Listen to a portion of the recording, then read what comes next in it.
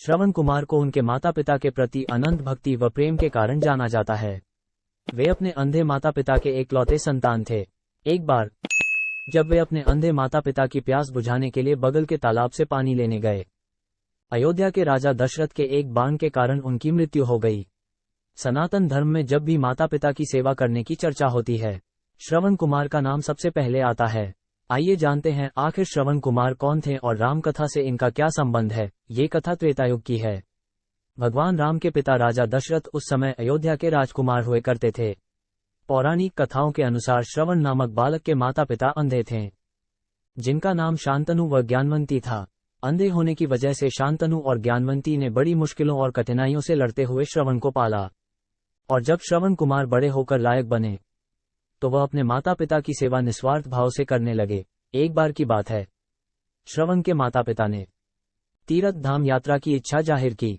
इतना सुनते ही श्रवण कुमार ने बांस की 2 बड़ी बड़ी टोकरियां बनाई और दोनों टोकरियों को एक मजबूत लकड़ी से बांध दिया। इस तरह वे एक तराजू की तरह बन गए, जिसमें उन्होंने एक टोकरी में अपनी माता को और दूसरी टोकरी में अपने पिता को बिठाया, और उस तराजू रूपी कांवड़ को अपने कंधे पर उठाकर माता पिता को तीर्थ धाम की यात्रा पर लेकर चल दिए। जब लोगों ने देखा कि एक बेटा अपने अंधे माता पिता की इतने समर्पण से सेवा कर रहा है, तो उनका नाम मातृ पितृभक्त श्रवण कुमार के रूप में प्रसिद्ध हुआ। तीर्थ धाम यात्रा के दौरान श्रवण हर रोज जंगल में कहीं न कहीं उचित स्थान देखकर ठहरते और वे अपना चूल्हा जलाने के लिए जंगल से लकड़ियां बटोर कर लाते और फिर वे अपने माता पिता के लिए खाना बनाते।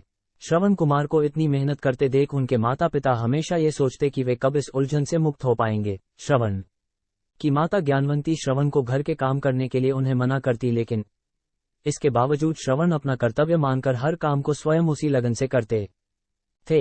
श्रवण कुमार की मृत्यु कैसे हुई थी?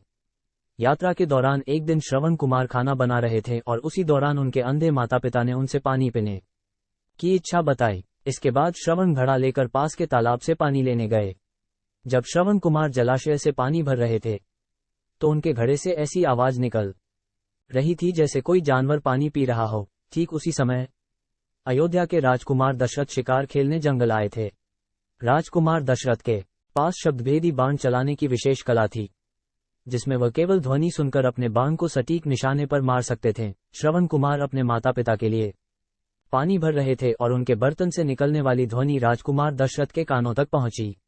राजकुमार दशरथ को लगता है कि कोई जानवर तालाब में पानी पी आवाज सुनकर राजकुमार दशरथ को आभास हुआ कि उन्होंने किसी मनुष्य पर बाण चला दिया है। फिर उन्होंने उन्हें धीरज बंधाते हुए श्रवण के पास गए और पूछा कि वो कौन है। श्रवण कुमार ने अपने अंतिम क्षण में उन्हें पूरी कहानी सुनाई और फिर उन्होंने अपने प्राण त्याग दिए। राजकुमार दशरथ शर्म से अपना मुंह नीचे किए जल पात्र लेकर उनके माता पिता के पास पहुंचे। वहां पहुंचकर जब दशरथ उनसे जल पीने के लिए कहते हैं, तब वे दोनों दशरथ से पूछते हैं वे कौन है और उनका बेटा श्रवण कहाँ है। तब मन में दुखी होते हुए ग्लानि से भरपूर इक्ष्वाकु वंशज के राजकुमार दशरथ उन्हें सारा वृतांत बताते हैं। दशरथ ने कहा वे उनके अपराधी हैं और उनके भूल की वजह से उनके पुत्र श्रवण कुमार की मृत्यु हो गई है। अपने इकलौते पुत्र की मृत्यु की खबर सुनकर दोनों माता पिता बुरी तरह से रोने लगे। पुत्र वियोग में रोते रोते श्रवण कुमार की माता ने अपने प्राण त्याग दिए और तब श्रवण के पिता शांतनु ने राजकुमार दशरथ से कहा कि उन्होंने किसी दोषी के कारण अपना पूरा परिवार खो दिया। पहले उनका पुत्र श्रवण मर गया और अब उनकी पत्नी ने भी प्राण त्याग दिए। अब वे भी अपने प्राण त्यागने जा रहे हैं। लेकिन उससे पहले मुनि शांतनु ने राजकुमार दशरथ को श्राप दिया।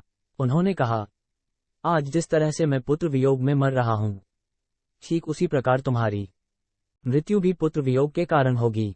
और उसके बाद श्रवण के पिता ने भी अपने प्राण त्याग दिए।